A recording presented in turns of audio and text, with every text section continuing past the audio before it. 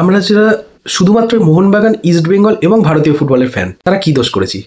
তারা ডিজার্ভ করি এই বাংলাদেশের বিরুদ্ধে ভারতকে হারতে হচ্ছে 1 গোলে 20 বছর পর? এটা ডিজার্ভ করি? আমরা তো শুধু ফুটবলের ভালো চাই। আমরা তো চাই যে এই জন্মে মারা যাওয়ার আগে আমরা শুধু ভারতকে নিজের যোগ্যতায় বিশ্বকাপ ফুটবলে একবারের জন্য দেখতে চাই।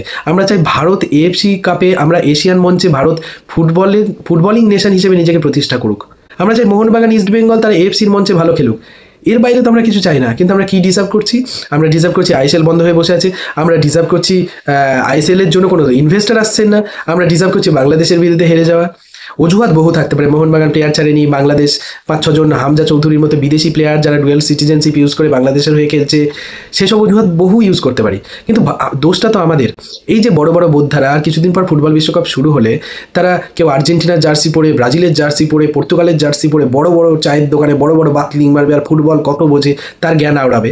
তারা কি জানে আজকে ভারত বাংলাদেশের একটা ম্যাচ ছিল, যতই গুরুত্বহীন হোক, তারা কি জানে? তারা দেখে ফুটবল? আমরা মোহনবাগান ইস্টবেঙ্গলের বাইরে, আমরা মোহনবাগানিরা ইস্টবেঙ্গলের বিরুদ্ধে জিতলে খুশি, ইস্টবেঙ্গলিরা মোহনবাগানের বিরুদ্ধে জিতলে খুশি, তার থেকে বেশি হচ্ছে আমরা একটু আই লিগ বা আইএসএল জিতলে খুশি। ব্যাস। ঢাকা স্টেডিয়ামটা দেখলেন? 23,000 টিকিট 4 মিনিটের মধ্যে বিক্রি হয়ে গেছে ভারত বাংলাদেশের এই ম্যাচের জন্য। একটা গুরুত্বহীন ম্যাচের জন্য 4 মিনিটে টিকিট বিক্রি হয়ে গেছে। বাংলাদেশ ফুটবলের ক্রেজটা দেখলেন? ভারত 1 গোলে হারলো, তারপরে তাদের সেলিব্রেশনটা দেখেছেন? তারা কিভাবে সেলিব্রেট করলো, মনে হলো বিশ্বকাপ জিতে গেছে। আর ভারত, আমরা তো জানিই না যে ম্যাচ আছে। ইভেন আমি আপনাদেরকে গ্যারেন্টি দিয়ে বলছি, মোহনবাগান ইস্টবেঙ্গলের অসংখ্য সমর্থক যারাও আজকে জানতেন না যে আজকে ভারত বাংলাদেশের ম্যাচ আছে। শুধু তাই, ভারত বাংলাদেশের এএফসি এশিয়ান কাপ কোয়ালিফিকেশনের একটা ম্যাচ, সেটা ভারতের কোনো টিভি চ্যানেলে টেলিকাস্টই হয় না। একটা পার্টিকুলার একটা অ্যাপে গিয়ে সেখানে সাবস্ক্রাইব করে পয়সা দিয়ে দেখতে হয়। একটা টেলিকাস্ট পার্টনার পর্যন্ত পাওয়া যাচ্ছে না। কেন পার্টনার কেন পাওয়া যাচ্ছে না? দর্শক নেই বলে। ইনভেস্টার কেন পাওয়া যাচ্ছে না? দর্শক নেই বলে। এই তো হচ্ছে ভারতীয় ফুটবল। একটা স্পন্সর নাই, কেউ জানেও না। একটা নিউজ পেপারে লাস্ট পেজে কতটুকু জায়গা দখল করে নিয়েছিল আজকের নিউজ পেপারে ভারত বাংলাদেশ ম্যাচটা। কাকে দোষ দেবেন? দোষ গোটা ভারতবাসী হিসেবে প্রত্যেকটা মানুষের দোষ। ভারতীয় ফুটবলের উন্নতি কেউ চায় না। ফুটবলের ক্রেজটাই ভারতে শেষ হয়ে গেছে। যেটুকু ক্রেজ আছে সেটা ক্ষেপের মাঠের ক্রেজ আর লোকাল লিগগুলোর ক্রেজ আর ওই মোহনবাগান ইস্টবেঙ্গলের ক্রেজ।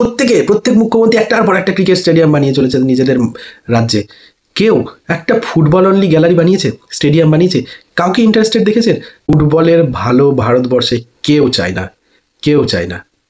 আর তার জন্য এই বুকে কষ্ট নিয়ে মারা যাব আমরা, যারা জীবনে কোনো দিন আমরা দেখতে পাবো না যে ভারত এশিয়ান মঞ্চ, বিশ্বকাপ তো দূরের কথা, এশিয়ান মঞ্চেও ভালো কিছু করছে। আমরা এটাই ডিজার্ভ করি। কোনো দুঃখ নেই। বাংলাদেশের বিরুদ্ধে হার কেন?